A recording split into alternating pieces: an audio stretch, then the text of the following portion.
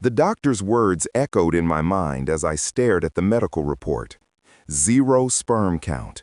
Irreversible infertility. I'd been sterile my entire adult life, and my wife Sarah was 8 months pregnant.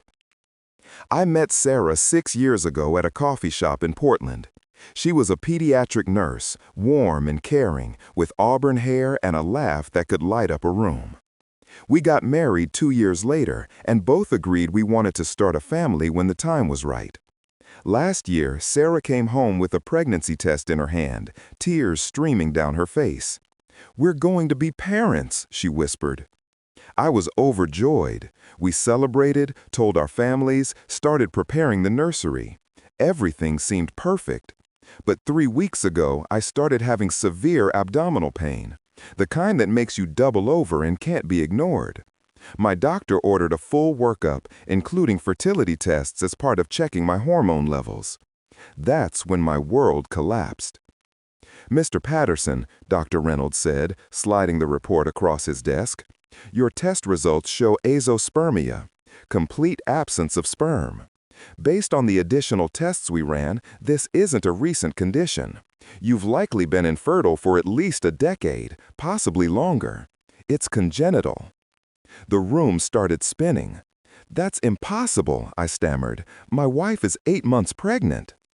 Dr. Reynolds looked at me with a mixture of concern and discomfort. "I understand this is difficult, Mr. Patterson, but the test results are definitive. We ran them twice to be certain." I drove home in a daze, my mind racing through possibilities. Was Sarah having an affair?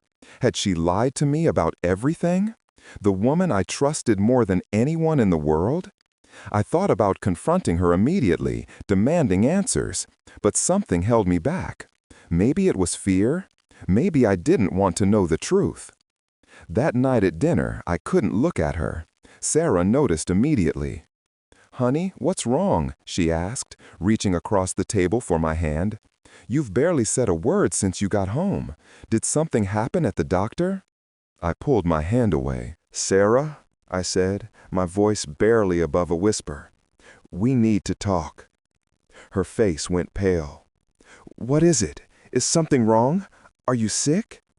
"I'm sterile," I said flatly. "I've been sterile my entire life. The doctor confirmed it today. It's impossible for me to have children."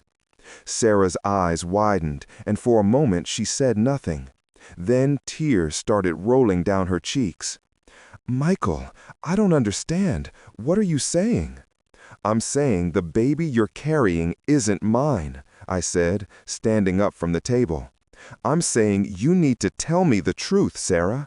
Who's the father?" "Stop it!" she cried, standing up as well. "You're not making any sense.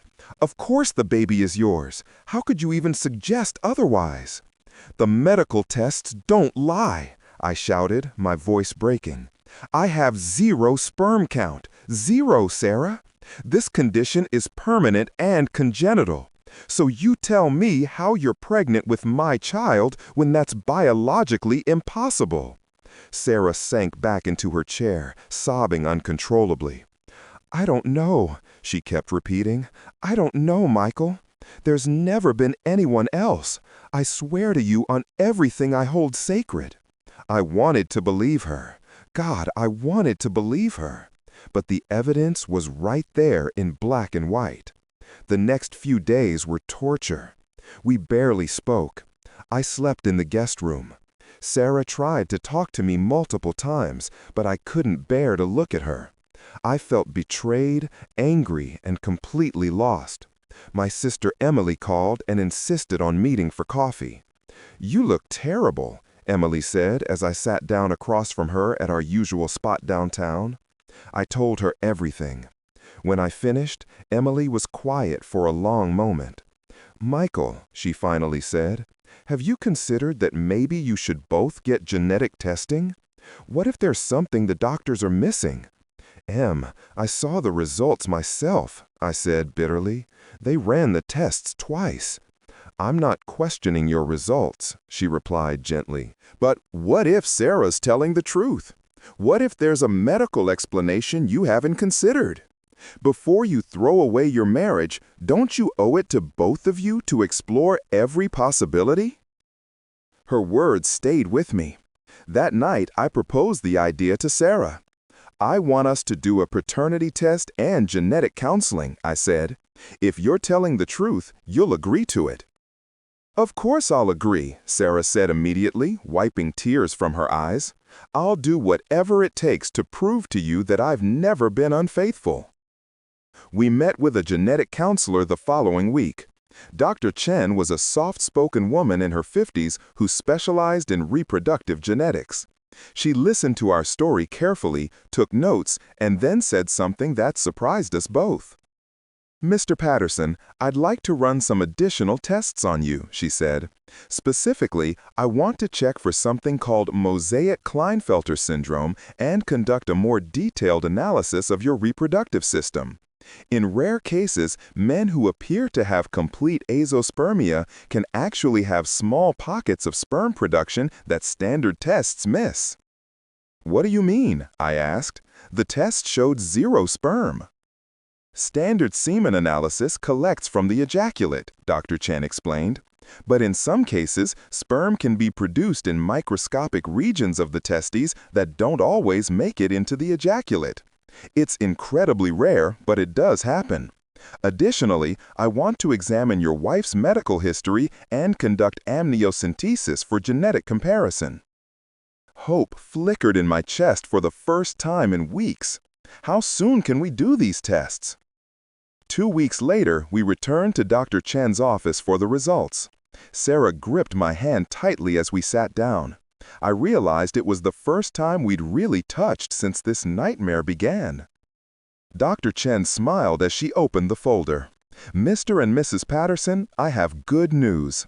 The baby is genetically yours, Mr. Patterson. The paternity test is conclusive. I felt like I couldn't breathe. But how? How is that possible? You have what we call focal spermatogenesis, Dr. Chen explained. Your condition is real. You do have severely impaired fertility. But our more detailed testing found tiny regions in your testes that produce sperm intermittently. The chances of natural conception in your case are less than 1%, but it's not 0. What happened with you and your wife is extraordinarily rare, but it's medically documented. You essentially won a biological lottery. I turned to Sarah, tears streaming down my face. I'm so sorry, I whispered. I'm so sorry I doubted you. Sarah was crying too, but she was smiling. I understand why you did, she said softly. The evidence seemed impossible to ignore, but I knew the truth, and I'm just grateful we found the answers. We spent the next hour with Dr. Chen learning about my condition and what it meant for our future. The odds of this happening again were virtually non-existent. Our baby was, in every sense, a miracle. As we left the office, Sarah stopped me in the parking lot. Can we start over? She asked.